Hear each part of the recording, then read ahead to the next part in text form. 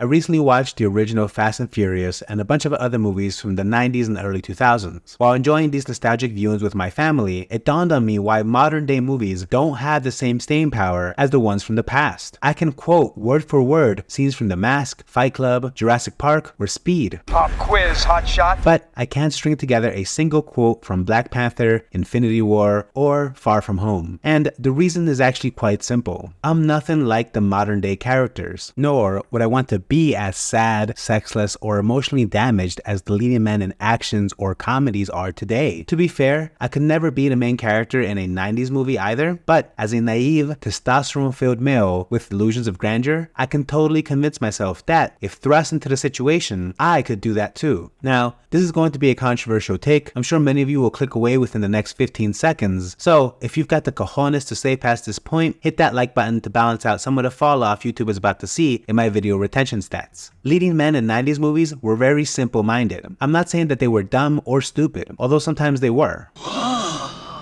They just had very simple motives for taking action and moving along the plot. Either you were trying to get the girl, or you were a badass forced to step up because if not you, then who? That's it. I'm an immature man-child, but if I don't go back to school, get my diploma, who's gonna stop these blood-sucking lawyers from taking ownership of my dead father's company? And I also want to kiss the girl. Billy Madison. I'm a poor man and a mere mortal, but if I don't step up to avenge my brother's death and vanquish the evil sorcerer that killed him, who's going to stop the Netherrealm from consuming our planet? And I also want to kiss the girl. Mortal Kombat. I'm a wannabe YouTube influencer and an adrenaline junkie, but if I don't infiltrate this Russian anarchy group and find out their plans, who's going to stop them from detonating the weapon of mass destruction in the middle of Belarus and other major cities around the world? I also want to kiss that tough chick who's playing hard to get.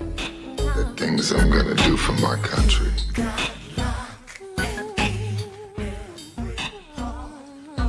Triple X. The point is, I'm a man-child. I'm a poor man and mere mortal. I'm a wannabe YouTuber and influencer. I can see myself in these roles. And even if I wasn't any of those things, I like kissing hot girls. These are easy enough motivations for me to understand and relate to. Yes, that means I'm simple-minded too, but I can't relate with stopping an intergalactic, scrotum-chinned, interdimensional being with a magic glove who wants to disappear half the population. The stakes are too damn high. And honestly, the characters' motives are not selfish enough. This is why sequels also don't work. Everything falls apart when things are forced to escalate and outdo the previous movie. Look at John Wick, for example. I can sympathize with wanting to get revenge for the loss of my dog and the destruction of the peace that I built with my wife, but I can't really relate with an army of trained assassins tracking me down until they either murk me or I somehow manage to take out the head of their underground operation and wipe out everyone who gets in my way. Listen, the Wick franchise has great movies, but my brain subconsciously hits the wall. Instead of living vicariously through the character and having the story truly permeate into my brain, I feel more like an observer, like an outsider. You gotta keep characters grounded. Even if the movie is full of sci-fi and fantasy, you gotta keep your protagonist somewhat human. Look at Neo, the Chosen One, the Messiah from the original Matrix movie. Even in the most iconic scene from that film, which completely changed the cinematic landscape for a decade after its release, the thing that got everyone's attention was just some dude falling with style.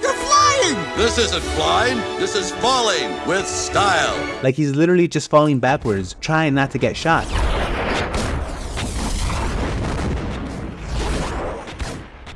And he gets shot anyways. That's still something a human can do. Most people can bend backwards far enough until they lose balance and fall on the ground. That's all Neo did. In fact, since that movie's release, we've seen plenty of people do that move in breakdances, in YouTube or comedy skits. I'm sure you did it on your bed or in a pool or just goofing with your friends when you were a kid. Sam Raimi knew this with Spider-Man. You gotta show us something superhuman, but that a regular human could still pull off on a lucky day.